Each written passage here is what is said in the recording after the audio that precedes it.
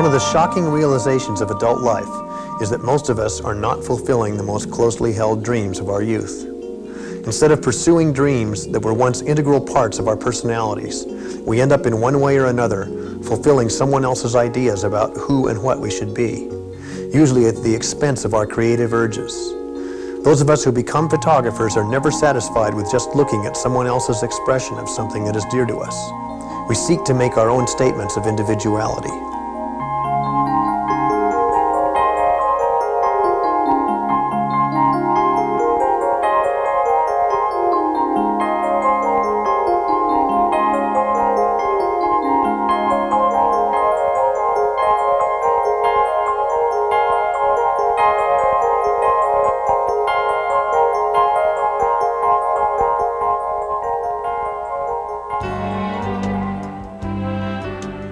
Galen Rowell has pursued his dreams and his landscapes on every continent, from the remote corners of the world to his home state of California. The breathtaking results of that pursuit appear in hundreds of magazines and books. But home base for Galen is Mountain Light, an elegant office in a quiet suburb of San Francisco. It may be surprising to learn that the photographer who creates spectacular and memorable images is totally self-taught. But photography is really a second career for Galen, a natural outgrowth of his love for mountain climbing and the wilderness. What makes a great photo is a mystery to most people. They clearly recognize one when they see it hanging in a gallery, but not through the viewfinder of their own camera. For the next hour, I'll take you behind some of my favorite scenes and show you not only the methods I use to pre-visualize a photo through my camera, but also the role that luck plays in my work.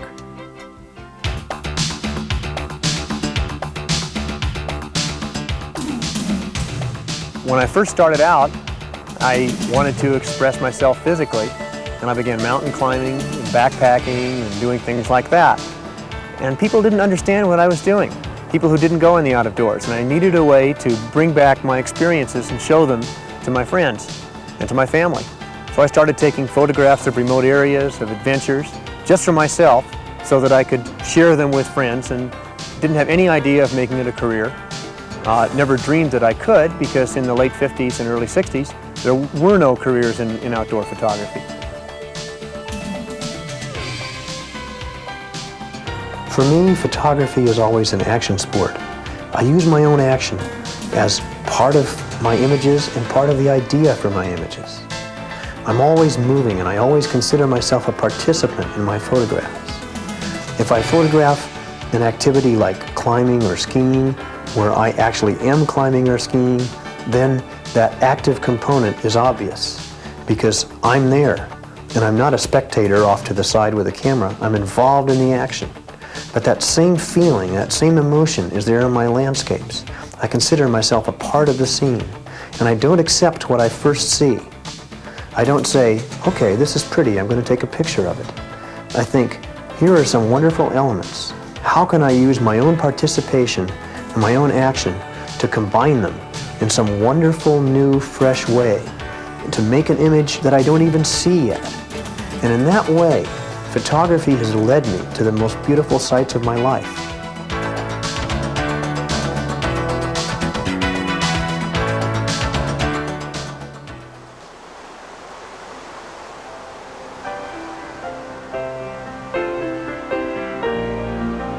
I think a lot of photographers have the misconception that if they were somehow transported to an exotic place, that they could make a wonderful photograph there instantly.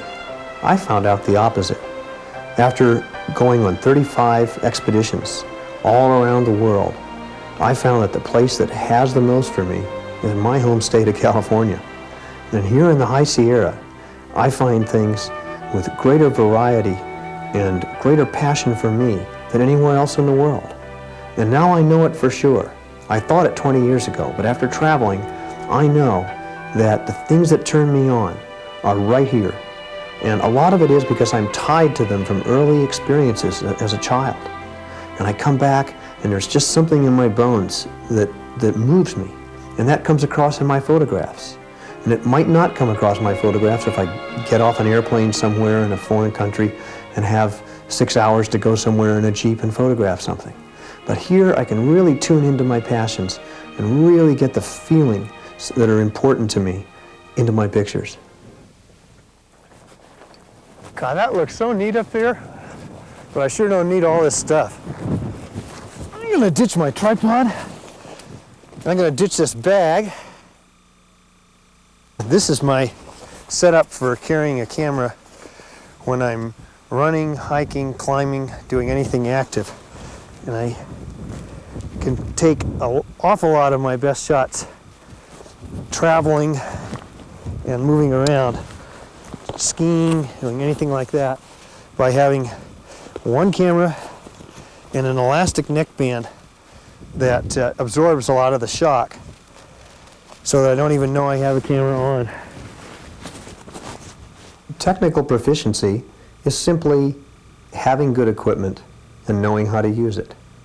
It's a matter of practice and a matter of learning. Personal vision is something else. It's artistry.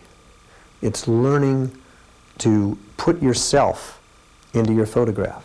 Not to stand in front of the camera and be part of the image, as here I am, but in a more subtle way, to make that image speak of who you are. To, instead of standing back, way back, and taking a safe landscape that has everything in it, to move in tightly and risk yourself and come close and work things off of one another until you're being dangerously bold. And then you're giving something of yourself. You're creating a personal vision. You're making a statement with your photograph rather than standing back and taking it all in and having people look at that photograph and think, what's this photograph about? What am I supposed to be seeing? Boy, that's a spectacular place. Yeah, good shot. Just forget that I'm taking pictures. Yeah, I'm gonna get this with a 20mm lens here so I can get the ground and the climbers at the same time.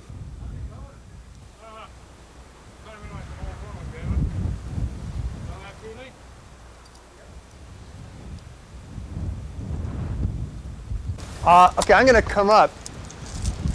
So if you can hang out.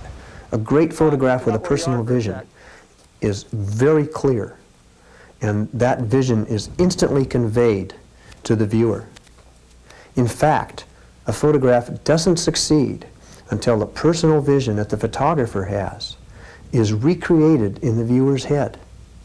If the photographer has it and it doesn't come across, that photograph's failed. But when the viewer goes, aha, in the same way that the photographer did when he discovered the scene, then the photograph has succeeded. No, I'm just going to stand around here.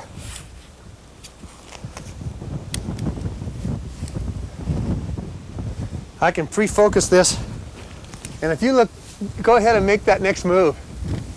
Oh, this is spectacular. Looks real good. Is it? Reach up like you're going to, yeah, on the corner, great.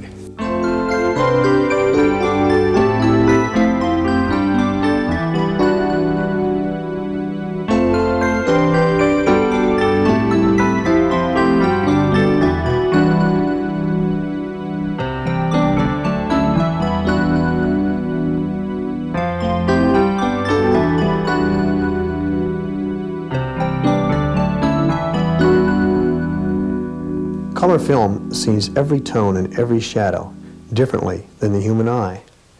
And as I sought perfection in my color slides, I needed a way to pre-visualize exactly how those tones and shadows were going to appear.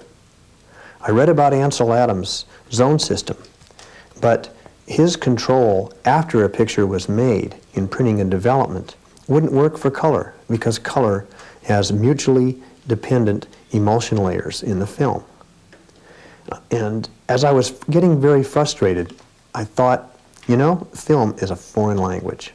It sees in a foreign language. How can I get through that? How can I understand that language? And I thought to myself, the best way that I could understand that language would be to have that language spoken to me.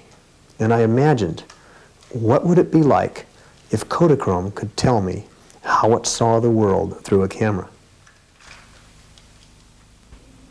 I am a frame of Kodachrome film, waiting for you to open the shutter.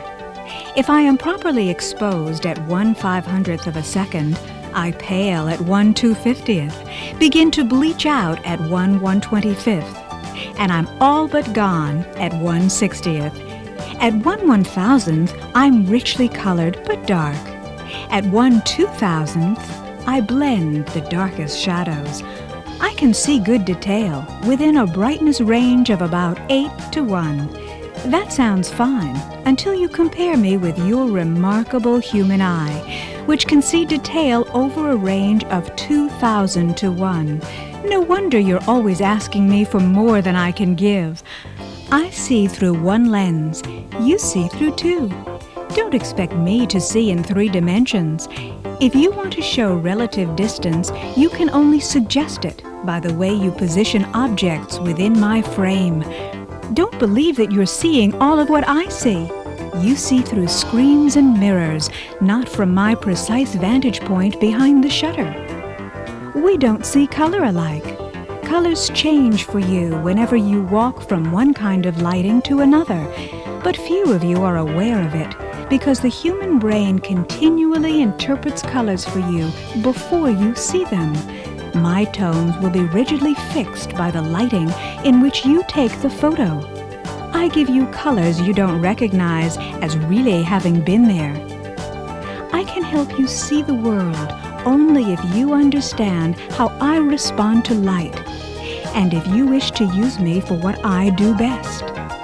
Without your guidance, I cannot produce an image that will be meaningful to you. The magic in me must come from you. Understand how I see the world, and I will be ready to record the magic of your own vision. The ISO number that's printed on the film box is not treated as a wholly unchangeable figure. Galen regularly shoots his film with his camera set to an ISO number that is technically incorrect. For Galen, creative use of ISO is an integral part of personal vision. Galen recommends that photographers perform a simple test with 1 roll of film. The test will determine what ISO numbers are your personal preference in specific kinds of scenes. To perform the test, take 1/36 exposure roll of film and shoot 6 exposures of 6 different scenes at 6 different ISOs. Shoot a variety of subjects: a bright sunlit landscape, a shadowed landscape, a scene with mixed and scattered light, a scene with flesh tones, a scene with clouds, and 6 of a general open landscape. Galen is shooting ISO 100 speed film. His first exposure is shot with the camera set to ISO 64. The next exposure is made with the camera set to ISO 80. Next, ISO 100, ISO 120, ISO 160, and ISO 200 finally finishes out the scene. Galen shoots a 2-stop range of exposures in 1/3 stop increments. The 36 slides will guide future use of this particular combination of film and equipment. Write down a precise record of each exposure so that you can see which ISO number you prefer in each scene. Now that we have our test roll of Ektachrome 100 Plus processed, I'm putting it out on the light box in exactly the order that I wrote down the images in my notebook in the field.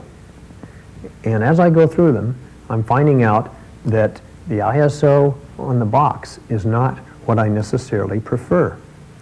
In the first sunlit scene, I prefer ISO 120. In the shadowy scene, I prefer ISO 100. In the mottled light, ISO 200, because the dark shadows in the center have thrown off the exposure reading. Flesh tones, ISO 120. Bright white cloud, ISO 64, because the whiteness has thrown off my exposure reading. And the general scene, which happens to have the same white cloud in the back, also ISO 64. By looking at this and making an estimate, I would set my exposure meter for this camera and this film and my personal preference at ISO 120, not the speed that's marked on the film box. It's a really valuable test to tune your film and your eye and your camera to exactly what you need.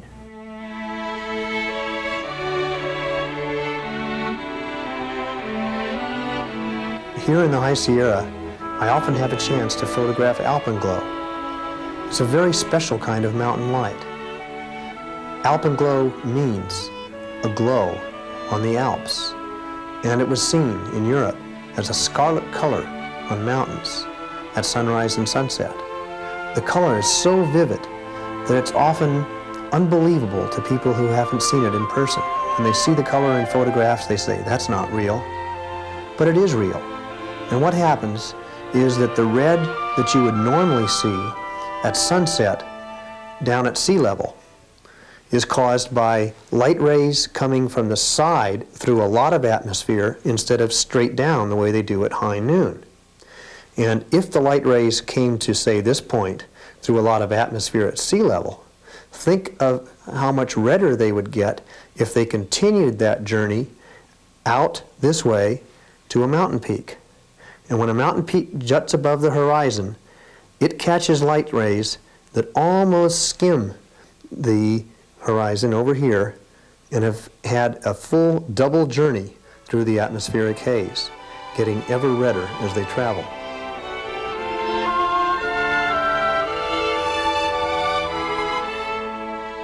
A lot of people, as soon as the sunset's gone, go back to their car, put their camera away, hear lots of clicking. Clicking of tripods closing, clicking of trunks closing, ignition starting, doors closing. People drive away. But many times that's when the most wonderful things happen in the sky, 15 or 20 minutes later. Because the Earth's shadow rises. You have a blue shadow in the sky with red above it. And when you get thick parts of the landscape working with that, things that stick up into the landscape, such as Half Dome here, such as profiled cliffs or trees or any number of things, you can get some of the most satisfactory landscape shots well after sunset.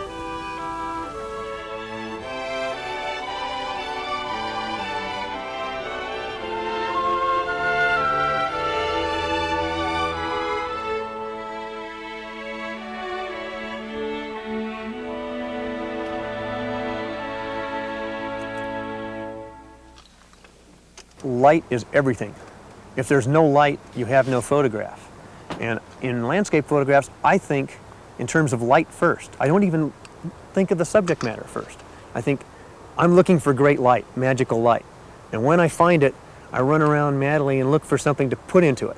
But I don't look for a subject and then say, oh, what's the light like? Well, is it good, bad? First of all, I think of light. And it looks spectacular to your eye, but the only way you can really capture it is to somehow compress the range that your film is recording. And I use a split neutral density filter to do that. One part of it is gray, it doesn't add any color to it, and it holds back the exposure about 2 stops, and then it gradually gradates into clear.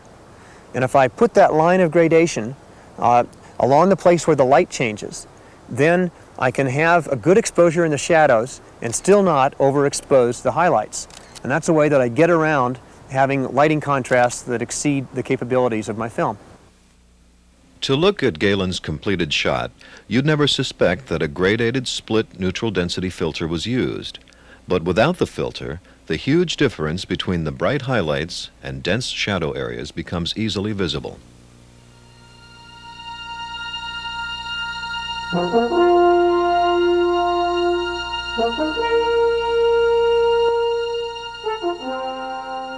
Many people bring back pretty pictures that aren't relevant to the place they've been.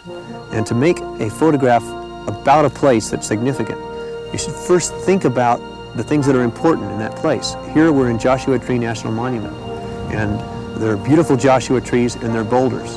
And the photograph that says Joshua Tree National Monument has those 2 elements in it.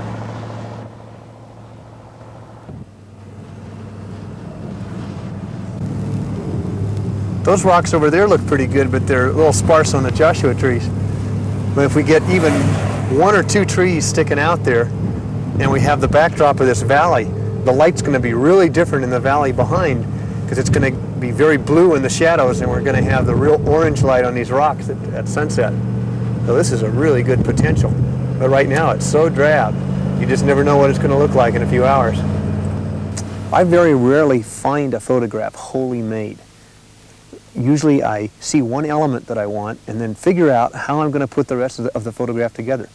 I see something and I think it's not so good now, but in different light, that would be good. And if I can put it together with something else, if I can put A and B together, then it'll be good. And I carry that in my mind, go from place to place, until I find those things, and then come back in the light that I think is right, and make the photograph. And in that way, my camera leads me to see more beautiful things than I would see without it, because it's training me to follow light and leads me to those beautiful spots. This is looking like it could be really good. Isolated tree, and the rocks are really well separated, but the light is really flat. But it's going to get the last sunset. When the sun's right down on the horizon, it's going to get fabulous light, and the angle is just right to get that tree and the rocks with a real alpenglow. This is going to be beautiful at sunset. We should come back.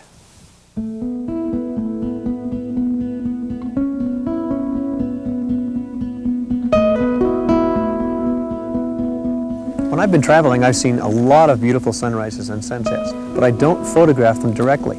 I use them as a tool, a source of light to make other things beautiful.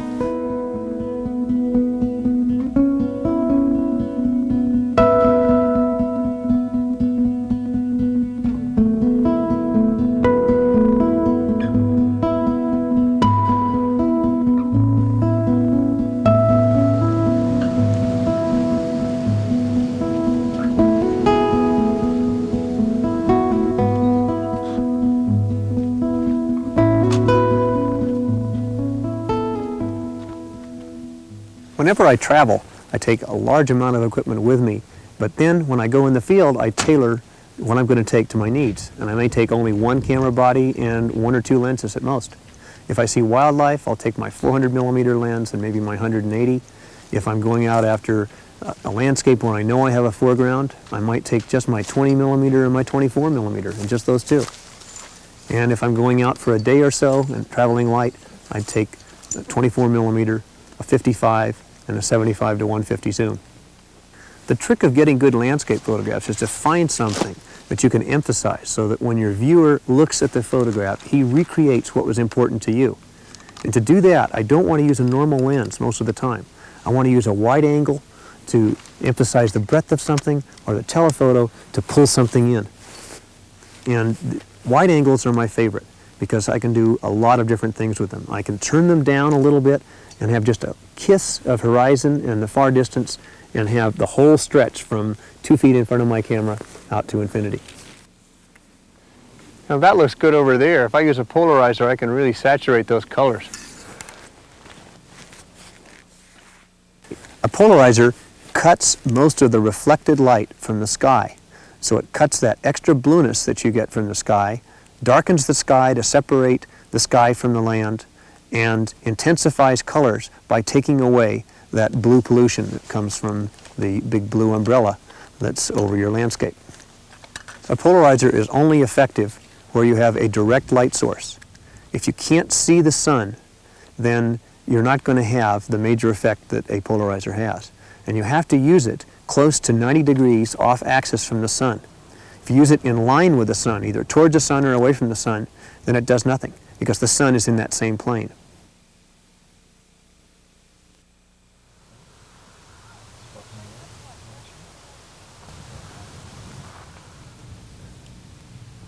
Color saturation isn't something that pops out at your eye and looks great on film. You've got to work at it. Normal approach to taking pictures of flowers would be to have the sun behind you and take a head-on shot.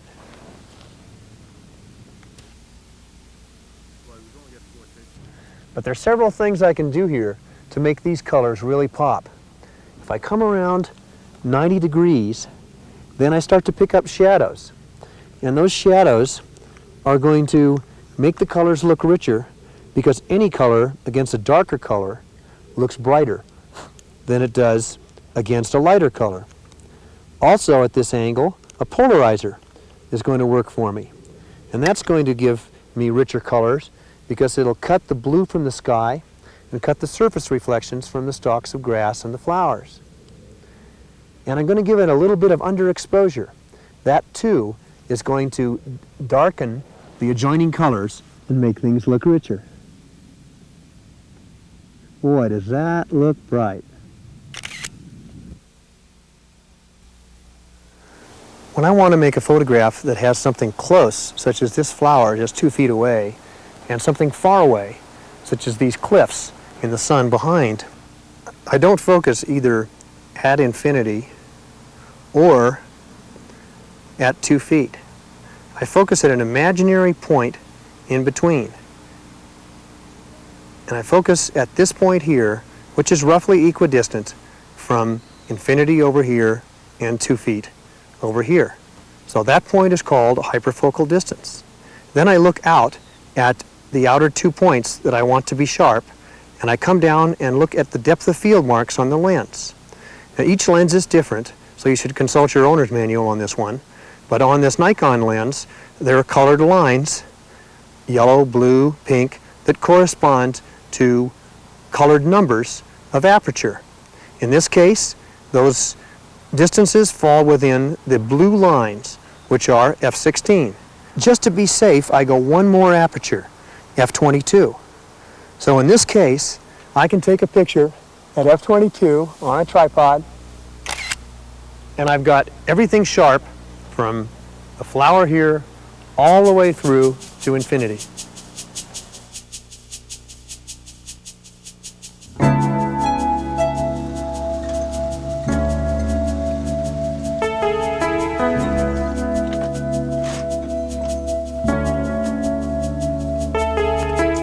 I've been photographing travel and adventure for almost 20 years, and I've been to an awful lot of countries in the world, in Asia, Africa, New Zealand, Norway, Patagonia.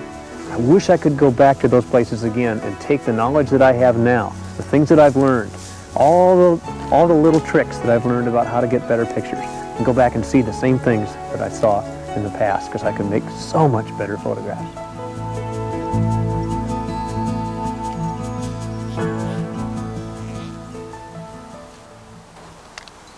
When I come across a scene like this with ponderosa pines and a distant view of Yosemite, and it really looks beautiful, my first inclination is just to take a snapshot.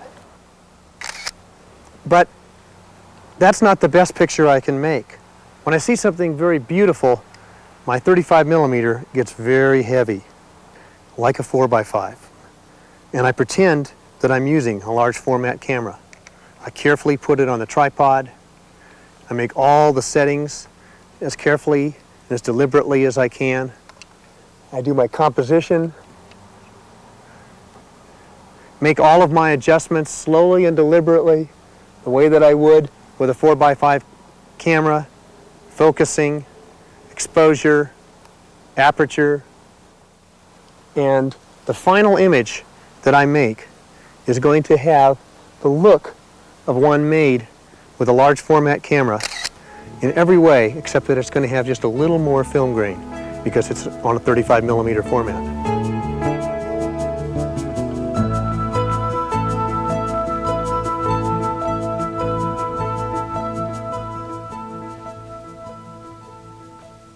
I don't always like to carry a tripod in the wilderness because it gets awfully heavy.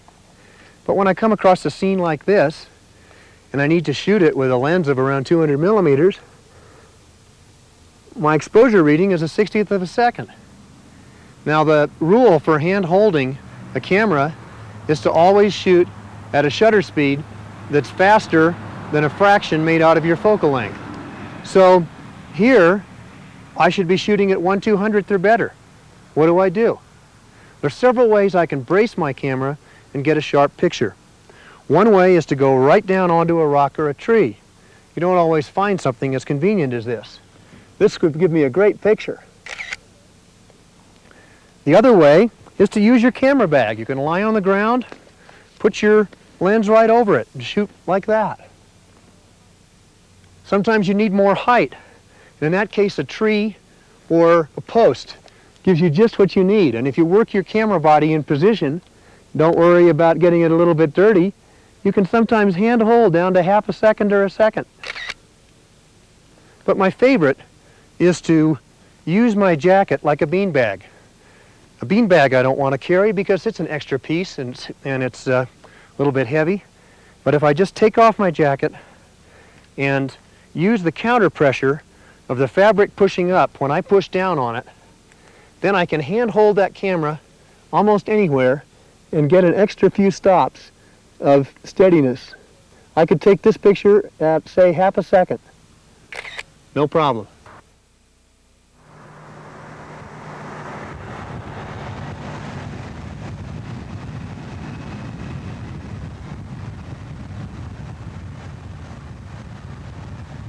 I drove by and I saw the moon setting at 11 o'clock in the morning. Up here at high altitude, the moon stands out against a dark blue sky, and the exposure for the moon is exactly the same as daylight. So here in midday, I can get the moon behind a dead tree in a dark blue sky, setting behind a ridge. And it's just fabulous. I think I might be able to unset the moonset by running down this hill and getting the moon above the horizon again, so I'm going to go for it.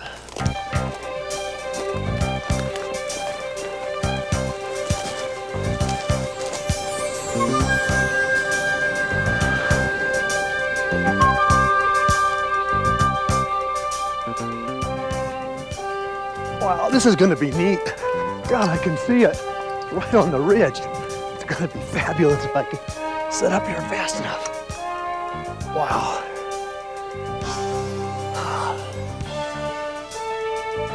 Oh. Got it. Wow.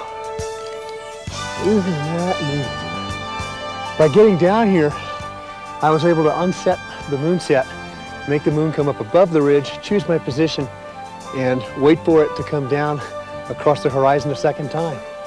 And now that I got it here, if I like it, want to do it again and have a third take, all I need to do is run down the hill farther, and I'll get a third take at it. So I can do that with sunrises, sunsets, moonrises, moonsets, so long as the terrain cooperates with me.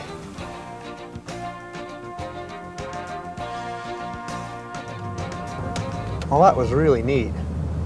Lots of times I'll do that. I'll sort of see something like a moon and think, okay, what could I do with that? And think what else is around, and think about a picture that doesn't exist yet, and kind of watch the moon. And in that case, I thought, well, what could go in front of the moon? Well, a dead tree, and I want it right on the ridgeline. So I just kept looking and tried to find a position where those two things coincided. And they did. I might have found that by chance, but the odds of it were really, really small. But when you think about one thing first, and then watch it and try to figure out how to juxtapose it with something else, then you can make pictures happen without seeing them. It's not being in the right place at the right time and saying, oh, there's a picture here. It's mentally putting together the picture in your mind and figuring out where you want to be to get that picture.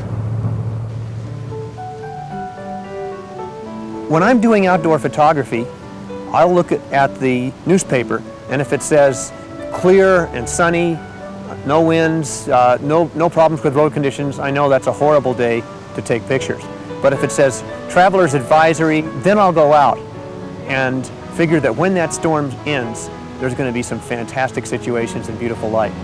Because it's at the end of storms when you have that transition. The edges of things in nature are the most beautiful. The edge of the continent next to the sea, the edge of a meadow next to a forest, and the edges of light where light tapers off into dark, or different colors of light come together. One of the real keys to outdoor landscape photography is understanding natural optical phenomena and being able to predict when something is going to happen. And I understand the way rainbows happen, and I can look at a lighting situation and figure out a rainbow is about to happen, and it's going to be over there, and I should be over here, and go over there, and if a rainbow is going to happen, I'll be in the right place at the right time. And all too often, you'll see a rainbow, chase it, by the time you get there, it's gone. Rainbows only occur and a 42-degree arc around what's called the anti-solar point, the point exactly opposite the sun. And that means that if the sun is more than 42 degrees above the horizon, the rainbow is hidden from view. It's going to be out of sight below the horizon. So you have to have a low angle of the sun, look opposite it, and then look at a 42-degree arc on either side and see if you see a rainbow. And it can't be in cold air. It can only be in air that will have raindrops instead of ice crystals and have direct sunlight on those raindrops. And in those situations, I can predict where a rainbow will be.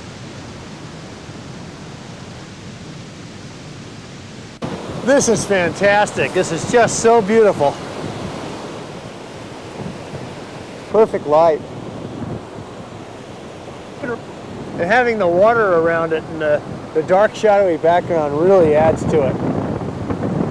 For a good rainbow shot, the picture should stand on its own without a rainbow in it. Gotta wipe my lens off here. So I always try to find a scene that would look great without the rainbow. And if I can have a rainbow in it too, then I've got the icing on the cake.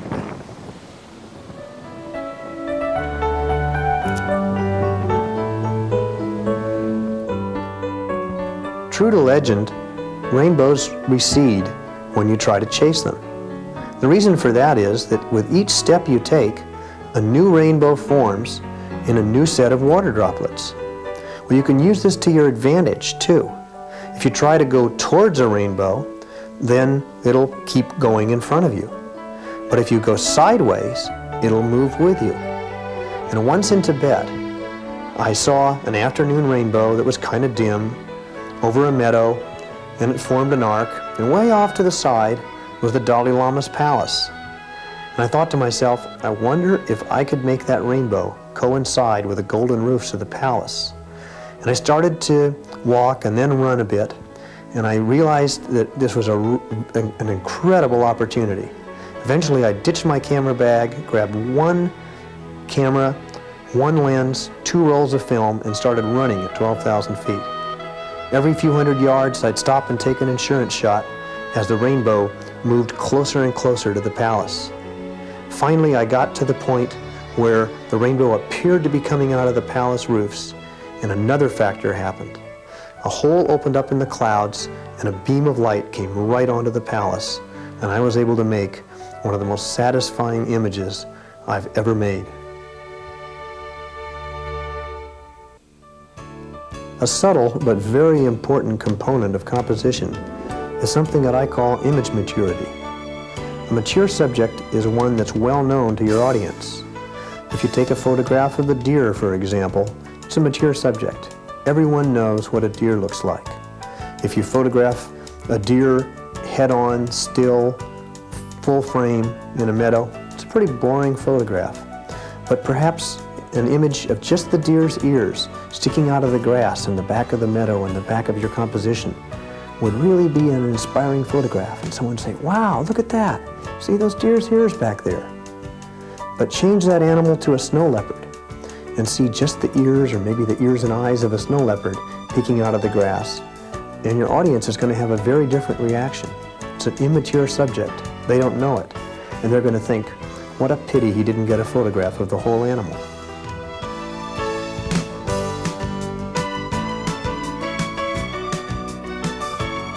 Another favorite subject of mine are God beams, technically called crepuscular rays.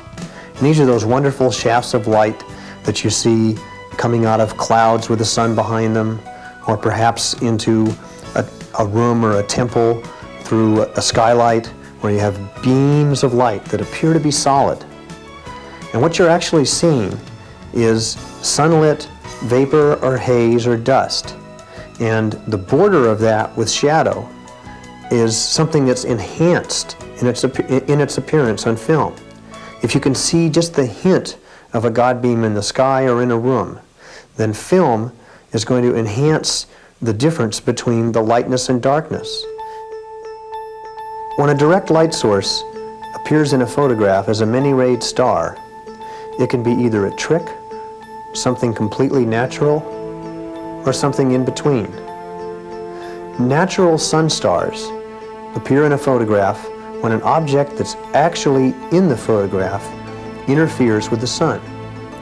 You can put the sun partially behind a tree limb, an edge of a cliff, a building, or something like that, and as the sun's rays try to bend around that object, diffraction happens, and that causes the star effect.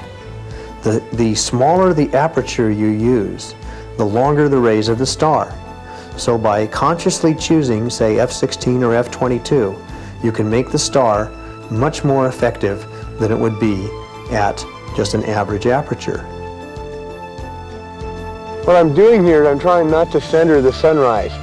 I put it right like a bullseye in the center of my frame. It's really boring. So I'm getting a row of towers silhouetted, and then the sunrise kind of 2/3 to 3/4 of the way to the right of the frame. So it'll be a much more interesting composition. Here it comes. Wow, it's gonna be neat. I can tell. Wow, look at that. Fabulous.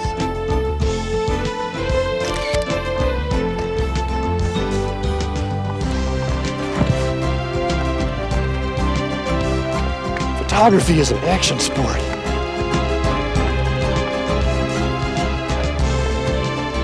Oh, wow, right in the silhouette. Now I've got it so that the sun's directly behind the rock tower. And first of all I see is a hot fringe. And then I see the sun come right to the edge. Here it comes. Wow, now I can see a neat little star, and the rays are getting longer and longer. The sun's coming around. What I gotta watch out for here is that I don't get too much sun in my frame, and I don't get some flares in my lens. Some lenses are better than others, and the 55mm I'm using looks great. Now I see a great big star. It's coming all the way around. The rays are getting longer, it's getting brighter. It's in just the right position. Wow, that's perfect. Because the diaphragm in your lens can also be very small and cause the sun's rays to bend as they go through it, you can generate a sun star by stopping your lens all the way down to f/16 or f/22, or f/32 if it goes to that setting, and just aiming your camera at the sun.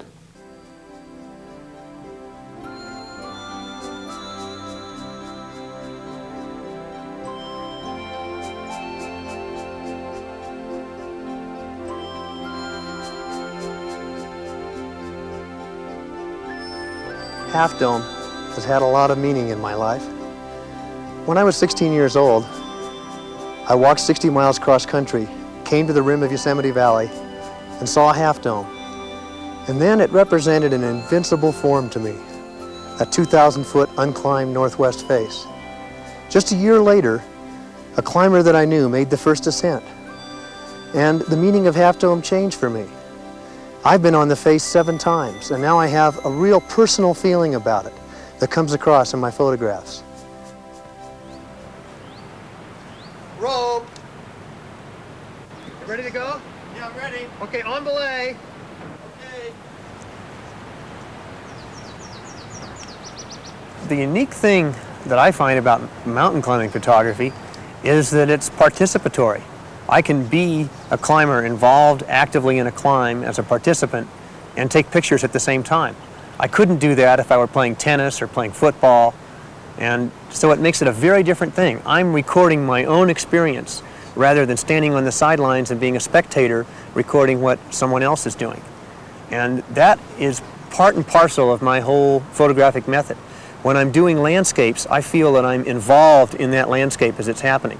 And I feel a very different thing about that landscape, and I feel I can influence it by my own motion. I can move up, move down, change the position of the sun on the horizon, all sorts of things, because it's part of me that I'm photographing rather than something that I'm merely a distant spectator watching. When you climb an easy mountain, every member of the party moves together. But when the going gets really difficult, only one member moves at a time. So on the cliffs of Yosemite, we do almost entirely what's called fifth-class climbing, with the leader moving while another person below is holding the rope for safety in a stationary position. And as the leader goes up, he places anchors in the rock and attaches them to his safety rope. And that rope is there like a net for an acrobat. He doesn't rely on it, doesn't pull on it, doesn't hold on to the anchors in the rock, but if he falls, it will hold him and keep him from falling to the ground.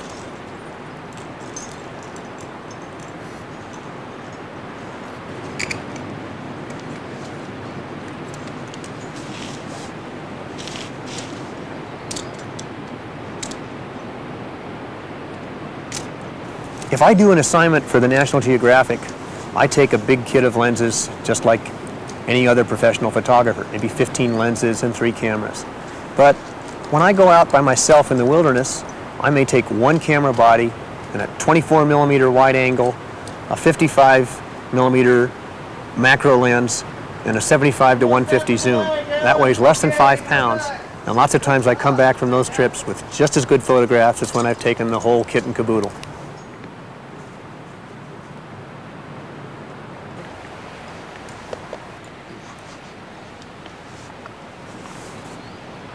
When I first started mountain climbing photography, I only took pictures during rest times. And if I came to a ledge, I'd take a photograph. If I stopped to rest, I'd take a photograph. And I got lots of good things. But then I began to realize that I could photograph in action almost any time.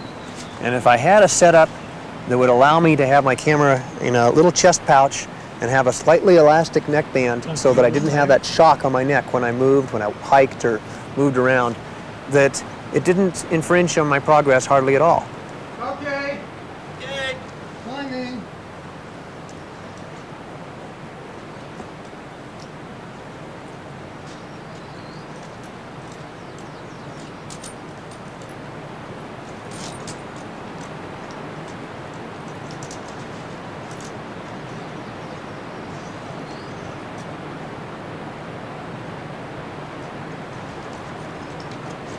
That looks great up there. I'm gonna get a picture. I almost forget that I have a camera there. And then when there's a good moment, I can just reach down, take my camera out of a pouch in a couple of seconds, hold it up with one hand and photograph while my other hand is in a crack or holding a rope, whatever it is, and slip it back in the case and keep moving. And it hardly changes my experience at all. Looking pretty solid there, Galen. Feeling okay. It's really great climbing. Okay, here I come. Okay.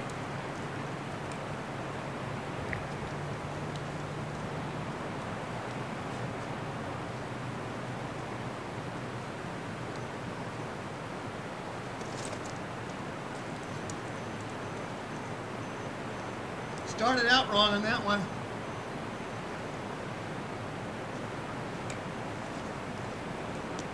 I was a little pumped from playing with the camera. Usually a lie back here, isn't it? Yeah, it's a little technical. You get little finger locks and make a high step with your toe in the crack. You can reach up for a good hold. Okay. Okay, only about 10 feet, huh? Yeah, Great. cash from there. Doesn't look too cash. What'd you do here? I just reached out right to a big flake. Oh yeah. Step up one move. Okay. I'm convinced that a lot of the reason for my personal success in photography is that what I photograph is part of my personal passion, and it really turns me on. And at the most basic level, I think all photographers have something in common. When they take pictures, they're trying to answer that question, who am I? Why am I here? What am I doing here in this world? And if you weren't asking that question, you'd go buy postcards. And when you went to a place like Yosemite, you'd be satisfied to take somebody else's pictures home. But you want that unique vision that you have. And you want to say, this is who I am by these photographs that are individual. You want to say, this is what I saw. Galen Rowell's pursuit of dynamic landscapes is what keeps him interested in photography as his life's work.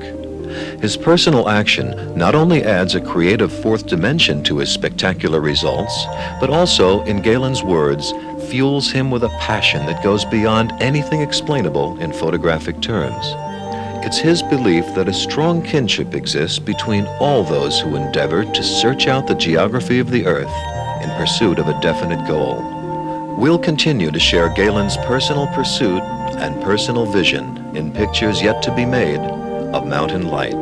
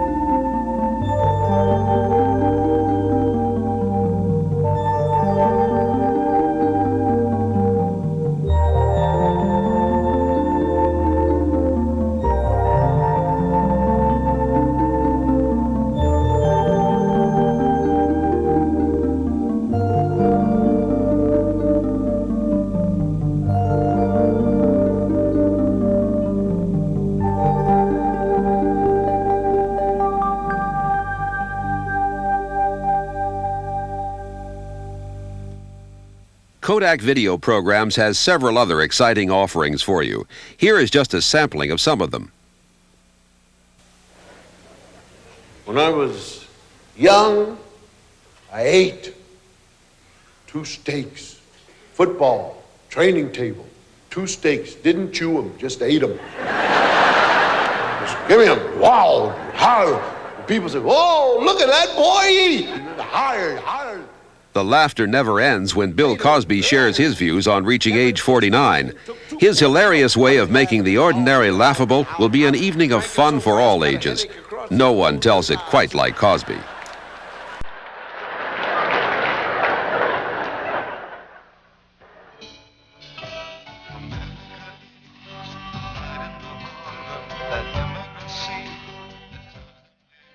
The splendor and the majesty of the United States is the subject of this touching tribute to Lady Liberty. From the celebration of the statue in New York Harbor to an exciting trip across the U.S., this is an outstanding recording of a singular event that you will want to keep and share.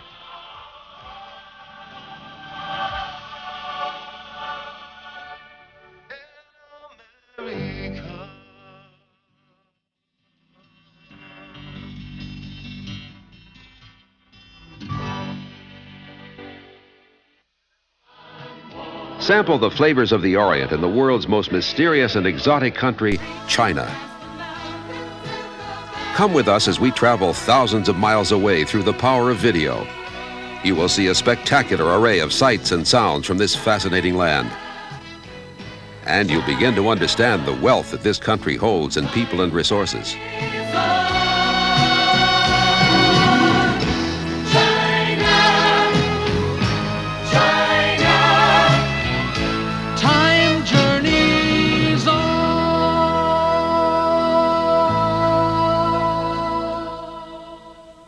Once you step on that basketball court, there shouldn't be nothing going through your mind, or you shouldn't be trying to think about anything other than play your best, give 100%, but in my situation, it's my life. I got to win.